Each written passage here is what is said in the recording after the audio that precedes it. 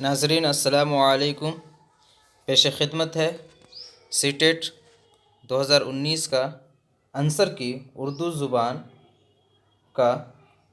और उर्दू ज़ुबान को जिन्होंने as a second language choose किया होगा उनके लिए ये आंसर की है। पहला आंसर है, क्वेश्चन है, इंसान कब आराम का तालिब होता है। तो इसमें आंसर होगा, पहला ऑप्शन होगा जिस्मानी और जहनी मेहनत व मशक्क़त के बाद है। दूसरा है निकोटीन इंसान के किस निज़ाम में हैजान पैदा करता है।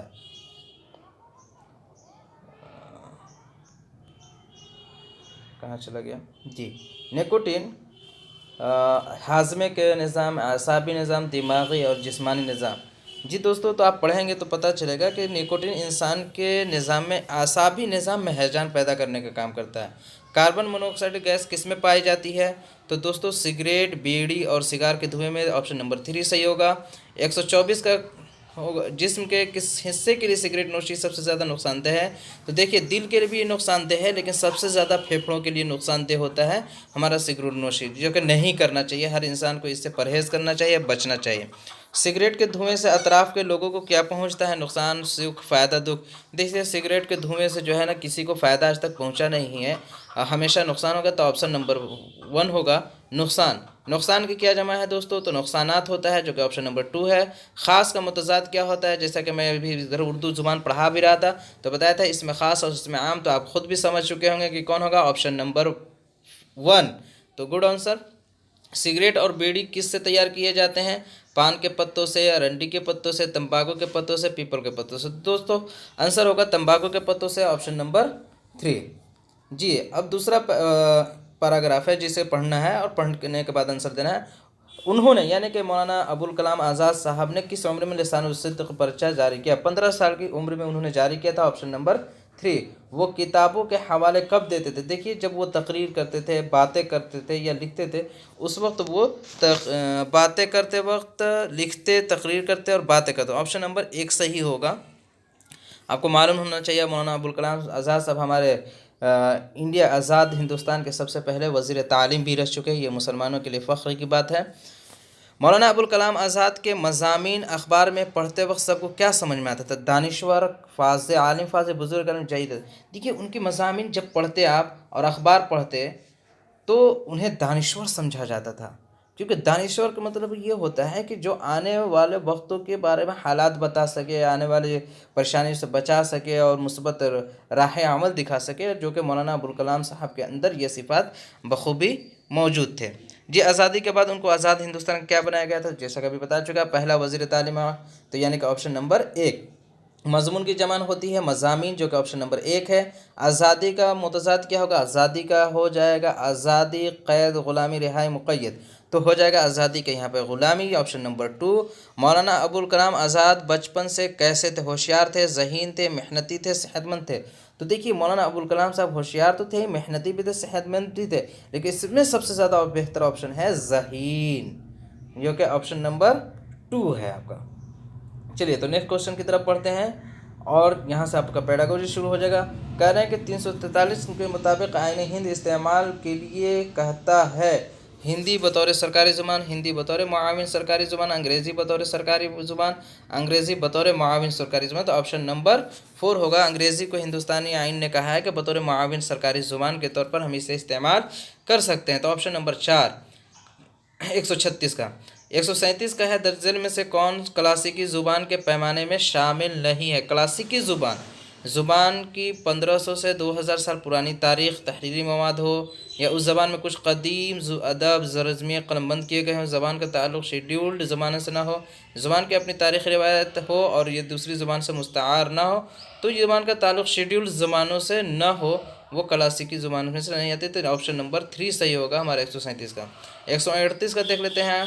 आमोज़गार की सुनने की महारत का अंदाज़ा कदर किया जा सकता है इनके साथ मुतवातिर मश्क़ और अमल के ज़रिए, कहानी सुनने के बाद, तफ़हीम पर मबनी सवालात के ज़रिए, मज़ीद खामोश मुताले के ज़रिए, ये उन्हें इल्मी सलाहियत के लिए बाहर कर। देखिए, जो है ना, सुनने की महारत का अंदाज़ा कदर है, तो यहाँ पे सुनने के बाद तफ़हीम पर मबनी सवालात के ज़रिए, तो ऑप्शन नंबर 2 सही होगा हमारा। चलिए, नेक्स्ट क्वेश्चन है 139 का। पढ़ने के इब्तदाई मरहले में उस्ताद को तवज्जो देनी चाहिए। पढ़ने के इब्तदाई मरहले में तो देखिए हुरूफ तहज्जुद को याद कराने पे, पढ़ने में रवानी पर, हर्फ आवाज़ के मुताबिक को फ़रोग़ देने पर, पढ़ने में दुरुस्तगी पर। तो देखिए हर्फ और आवाज़ के मुताबिकत जो होती है ना उसको फ़रोग़ देने पर ज़्यादा जो है ना इब्तदाई दर्जे में होनी चाहिए, ताकि बच्चा जो है ना सही तरीके से जो है ना किसी लफ्ज़ की अदायगी कर सके।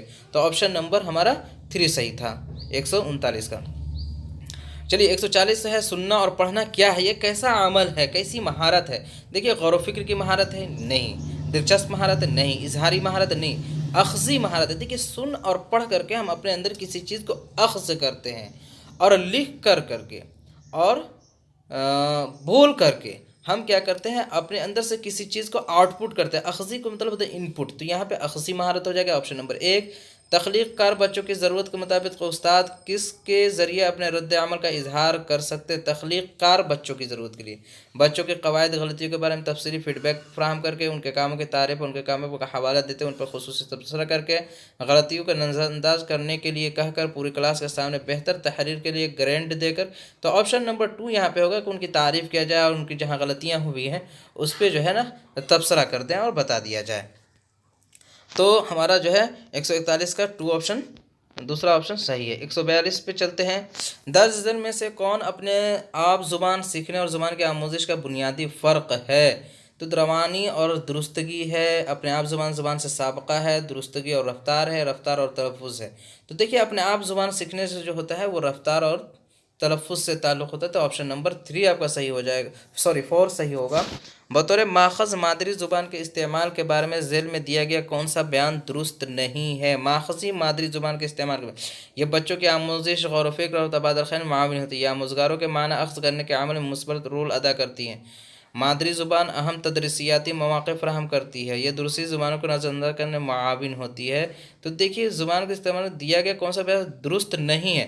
तो देखिए ये दूसरी ज़ुबान को नज़र करने में मुआविन होती है, ऐसा नहीं होता है कि माखज़ी मादरी ज़ुबान नहीं सॉरी, यहाँ पे गलत हो गया, दुरुस्त नहीं है।